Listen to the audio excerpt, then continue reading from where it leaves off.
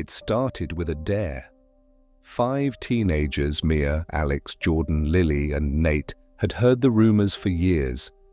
Hidden deep in the woods just beyond their sleepy town was a cave no one dared enter. Locals whispered that the cave was alive, that it warped sounds and time, and that those who ventured inside sometimes lost themselves forever. But curiosity won over fear. One crisp autumn afternoon, the group set out with flashlights and backpacks, laughter masking their unease.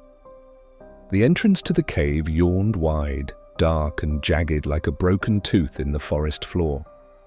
As they stepped inside, the air shifted, thick and cold, heavy with silence.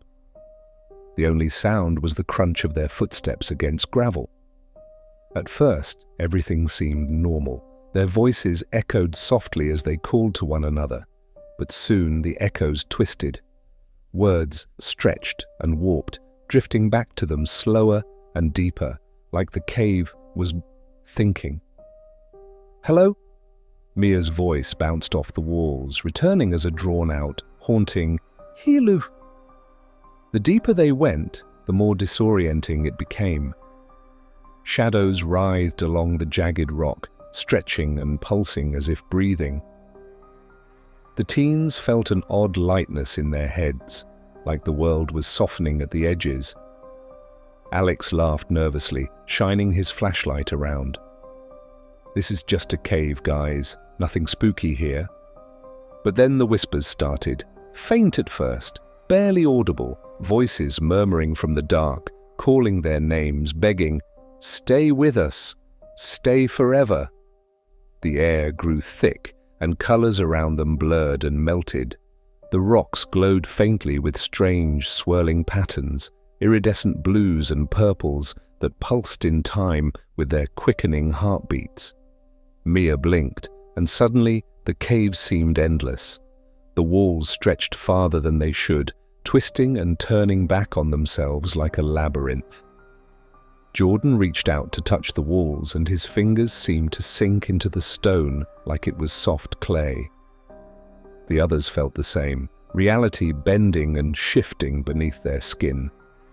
Lily gasped as her vision swirled. She saw shadowy figures lurking just beyond the flashlight beams, faces flickering, eyes empty, yet burning with silent sorrow. "Guys, I don't feel right," she whispered. Nate's voice trembled. "We need to get out. Now!" But the cave wasn't done with them. Their footsteps echoed endlessly, the sound multiplying, layering over itself until they couldn't tell where it began or ended. Time slipped away.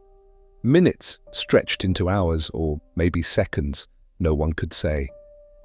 Mia's head swam as a low hum rose in her ear, and a song with no words but filled with longing. The cave breathed around them, alive and watching. Suddenly the ground beneath Nate gave way, and he vanished into a shadowy crevice with a silent scream. The others scrambled to find him, but the path behind them had vanished, replaced by a smooth, unbroken wall of rock. Panic took hold. They called his name, but their voices returned, twisted and broken. The cave echoed back not words, but feelings, fear, sorrow, and something darker. One by one, the teens felt themselves pulled toward the walls, drawn in by invisible hands. Their minds clouded over, slipping into a strange haze where past memories blurred with nightmares.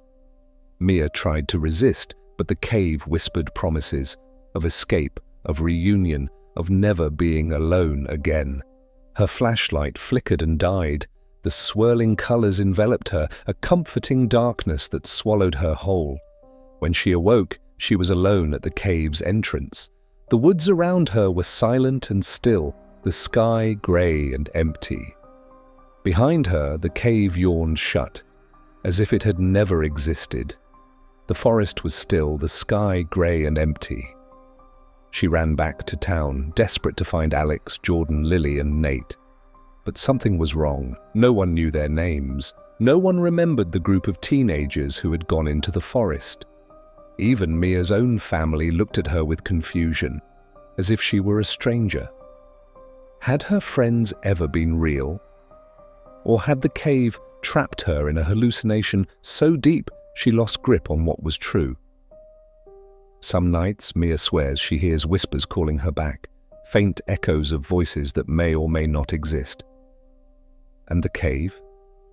It waits silently in the forest, swallowing time, memory, and whoever dares to listen.